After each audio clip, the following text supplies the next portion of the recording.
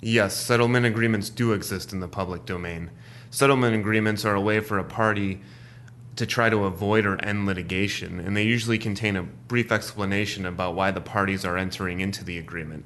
For instance, if there's a pending lawsuit between the parties or what court is involved, what IP is being covered, and then how or why the parties wish to settle.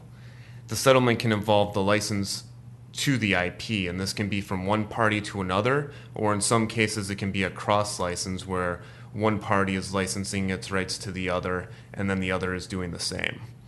The licenses can be very detailed on how the licensee can exploit those rights, and they can specify if the license involves certain IP of a portfolio or the whole portfolio. It can also talk about what limitations there are to which products they can use it on or in what markets or territories that those rights can be exploited in. The consideration for those licenses can also vary. You can have a lump sum payment. There can be payments over a period of time, for instance, each quarter or on certain dates.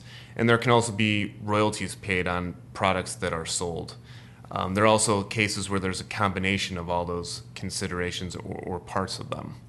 And settlement agreements can also ensure that no future litigation can be brought between the parties with respect to the IP being licensed. So the parties will agree on the terms of a settlement agreement, and then that agreement will manage the relationship between the parties going forward.